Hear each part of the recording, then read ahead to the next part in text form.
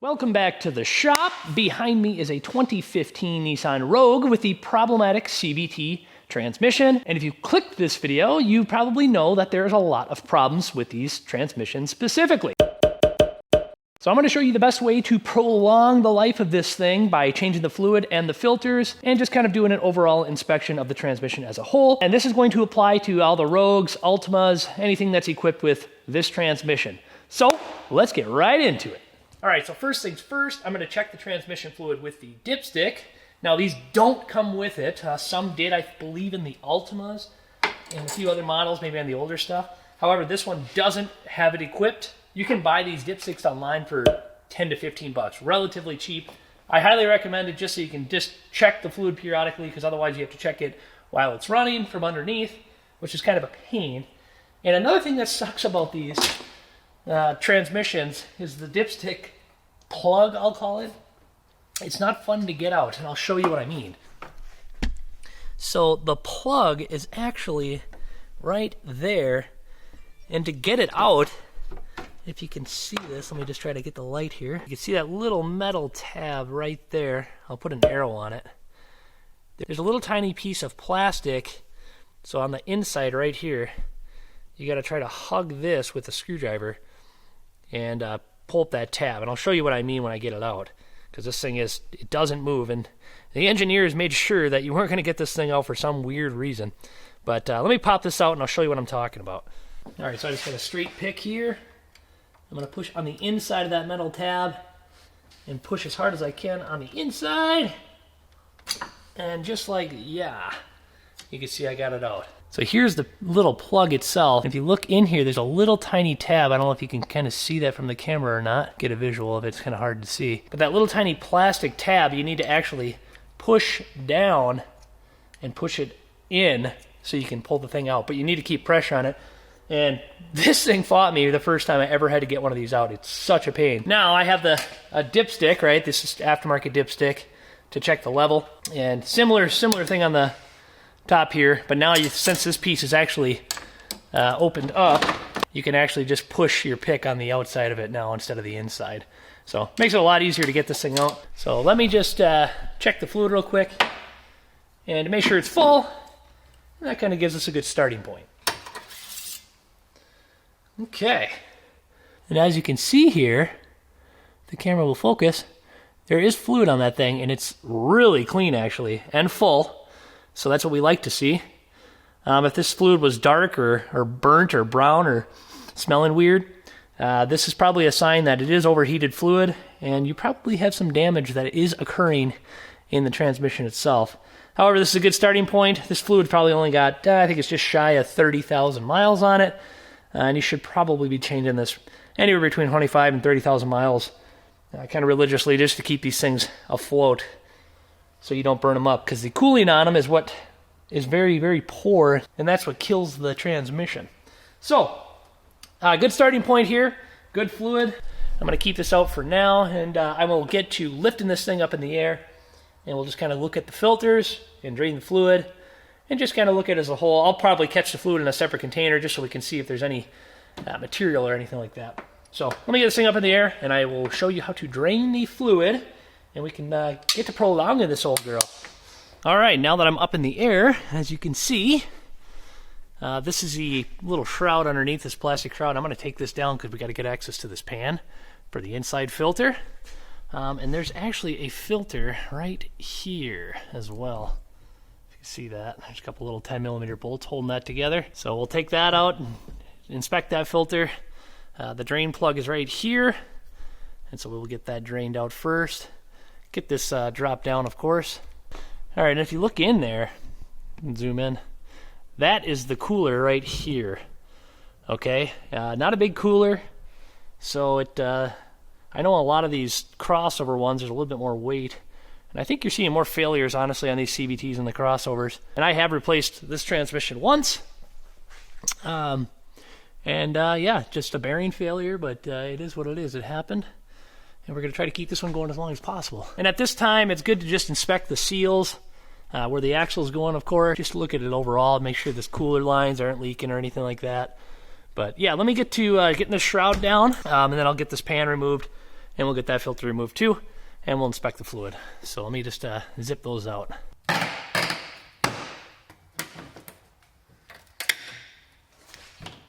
Now that I got the shroud off, I'm going to start by draining this fluid on the pan here.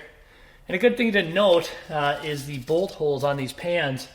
This is a 19 bolt, and I know they have an 18 bolt pans too, and there are different filters depending on the bolt pattern, and you would need a different gasket, of course.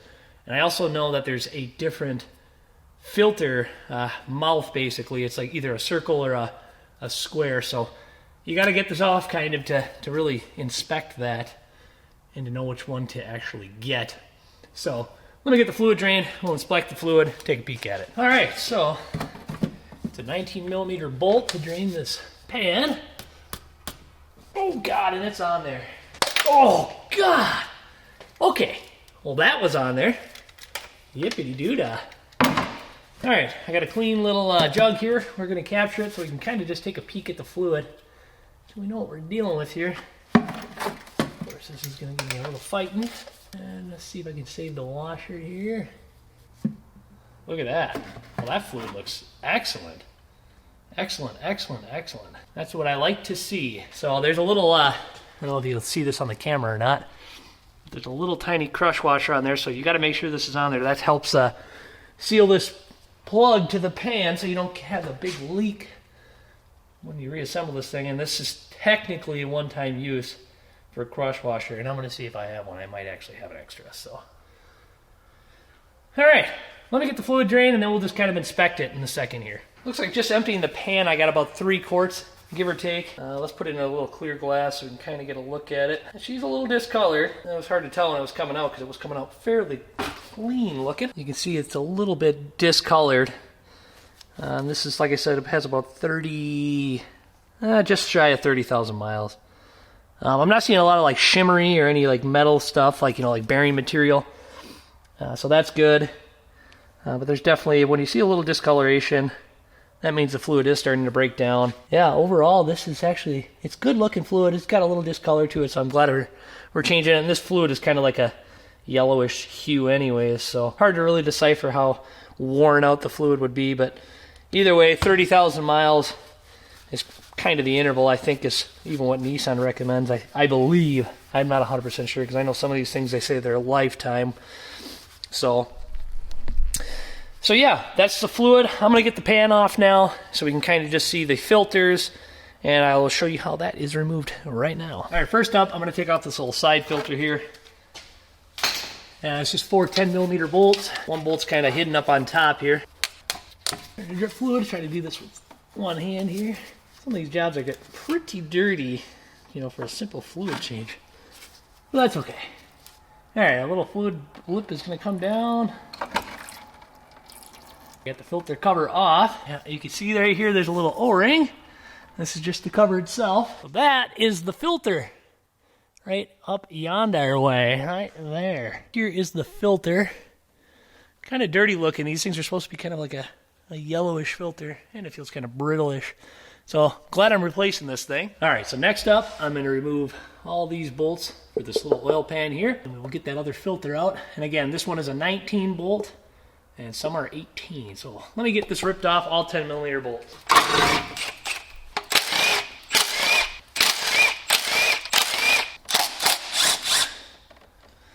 All right,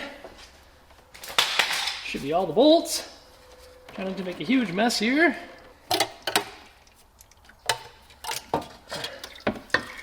Ta-da! All right, now with that off, let me see if I can zoom. Oh, it is already zoomed. So this is the other filter. You can see this one's got an oval mouth in it, like that. A circle mouth, I'll call it. Circle mouth. That's stupid. Anyways, yeah, so this is the filter. They have 3 different options. And oh man, that actually, a little piece of paper in there is actually, look at that, it's black. It's definitely catching some debris. Overall, the valve body and all that stuff looks fairly clean in here. And this gasket is a fairly thin gasket on here. Let me pop this out and get this down. Just 10 millimeter bolts hold this, 1, 2 to the valve body, and this thing should pop down. 1, 2. And here we go. Like so. All right, I'm going to bring this over to the bench so we can kind of get a better visual at it here. All right, so now that I got this off, two things here. This is the little cartridge one on the side. You can see this is all pretty dirty. You can see I can kind of wipe that away. That filter needs to be replaced because dirtiness. And this is an O-ring, the gasket seal for that. So don't forget to replace that if you are doing this job yourself. This is the strainer in the pan as I drop it. However, you can see how this thing has got quite a bit of slime on this thing as well. So it is fairly dirty. In here too, I don't know if you can kind of see this, if the camera will pick it up or not. On the inside of that strainer there is a little bit of debris. Not terrible, so it is catching some stuff as it comes through. And you can see that is probably supposed to be white, and it's pretty plugged up with some debris here. However, that's the filter, and that's the little O-ring right there, so don't forget to put that on either if it in the new one. So that is the start of just replacing these two filters. So just kind of want to show you that, how dirty these things can be. Let's get back to reinstalling the new product, or the new filters I should say, and then the new fluid, and then we will run the thing. Now is probably a good time just to show you the parts I did pick up here. This is all that little filter is. It's a Nissan part number. Hopefully you can see that right there. And then I didn't get lucky because I ended up having to go to several different stores because Nissan didn't stock everything. So here's the other filter I had here for the pan, which I put right here. And as you can see, this is the same filter. It's got the O-ring on top, like so. And then obviously the clean filter here. But everything is correct. I mean, just look at these two. This is kind of a crazy thing here, how dirty these filters can get. Now, which means it's only doing its job. Look at that. Fairly dirty. There you have it. Two filters. Let's get to installing. First up, I'm just going to take a little dab of this fluid here. Just put it on this O-ring to help that install into this little cavity. That go in nice and easy, I like. Oh, there we go. Okay. And one bolt there. And one bolt there. Now, I am going to torque these just because this actually goes into the mounting spot on the valve body. So let me get the torque wrench out. All right, now these two bolts I'm going to torque. They're supposed to be 70 inch-pounds. So not a lot. And like so, we'll just double check here. 1 and 2. Perfect. Okay, next up, I'm going to put the filter up in here. All right, same thing's going to apply here. Just get a little dab of fluid to put on this little kind of entry point, which isn't a huge deal. Just make sure we just don't cut it. And then there's just a little tiny nipple that is supposed to slide onto there, like so. I'm going to reinstall the cover with the new gasket. That just goes in like so. There's a little ridge slash flange, if you want to call it that, that gasket sits into. And then obviously this piece goes up on top. This piece goes, installs like this, it appears. This back one is kind of a tricky spot. Gotta kind of weasel your hand up there to get up into that spot to get that bolt started. There we go. She's going now. And I think the torque spec is the same on this. However, you are not getting a torque wrench on this to get an accurate reading. So I'm going to hand tighten it the best I can. And we will just have to re-inspect for leaks, and we should be fine. I'm just kind of doing this in a crisscross just for the heck of it. All right. Now I just got to reassemble this pan here. I'm going to clean up the magnets and stuff. Kind of get this cleaned up and just do a little bit of inspection here, and then we'll get that pan back on. So hopefully the last time I'm at the bench here, these are the little magnets in the bottom of the pan. That's supposed to collect any metal and debris. And you can see it's pretty chalky if you look at it. So it's a good idea to just kind of wipe these things down too if you got this thing out, and try to get as much debris off as you can. I'll probably take this thing over to the parts washer, honestly, and get this thing really nice and clean quick. Yeah, that's what I'm gonna do. I'm gonna get this thing cleaned up, and then we will reinstall. Look at that, nice and clean. I actually took these magnets off and scrubbed them down pretty good. Now, back to reassembling. All right, I'm probably gonna catch some flack for this, but I'm not gonna use this aftermarket gasket. I've never had good luck with these things over many, many years. And I've actually reused these gaskets when I can't get the OEM gasket available. So that's what I'm gonna do here.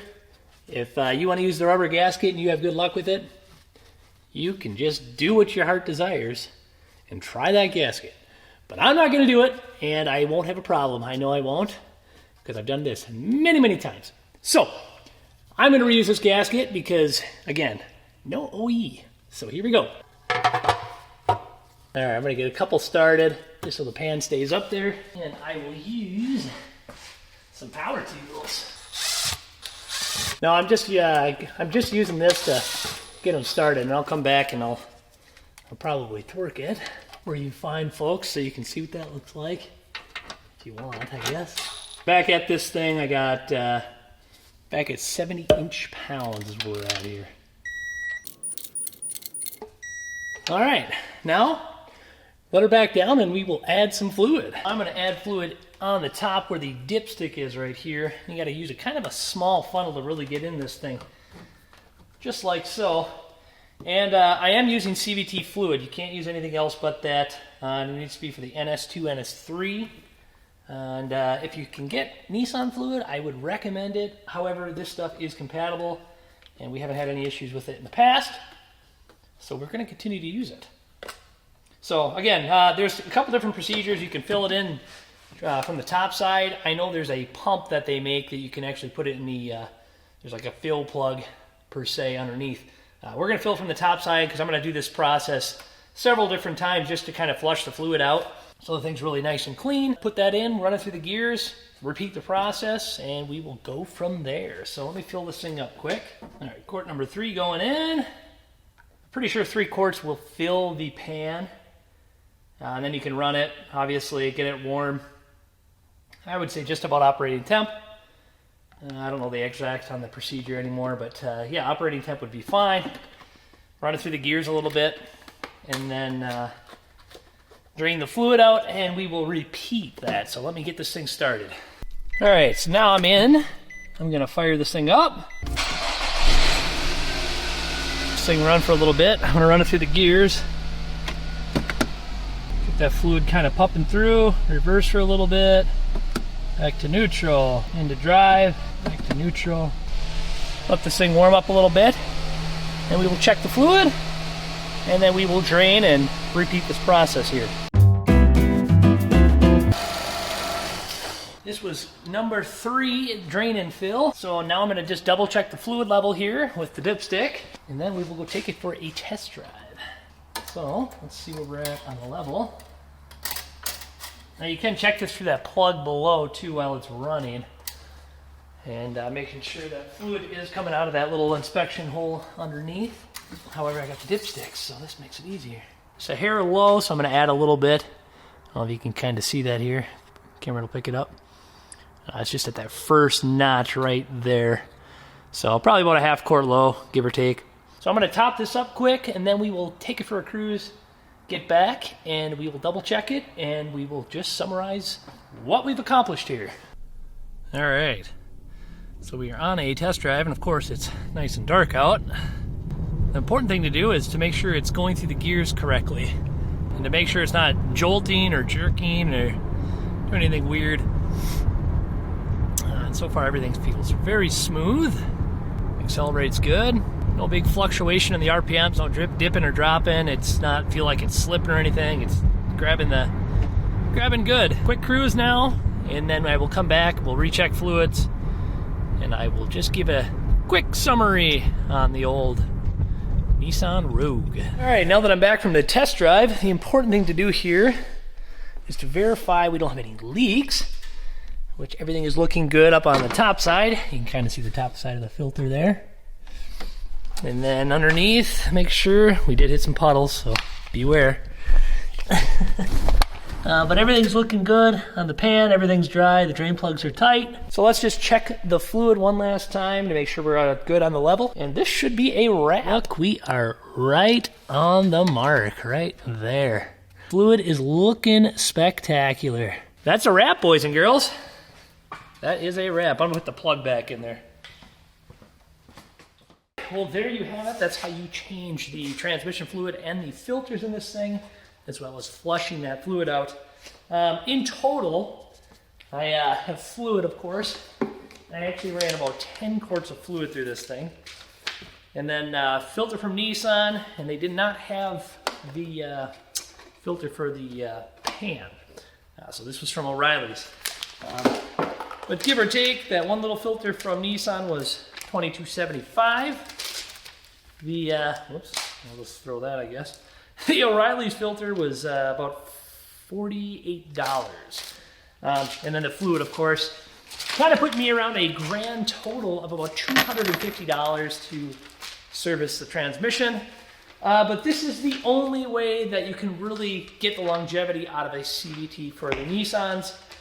They are prone to overheating that fluid because there's not a lot of fluid, and that unit gets pretty hot, especially in the crossovers. I know some of the Altimas and stuff like that seem to last a little longer, and it's just luck of the draw with these things sometimes. There you have it, Nissan CVT transmission fluid, filter, all that stuff for replacement.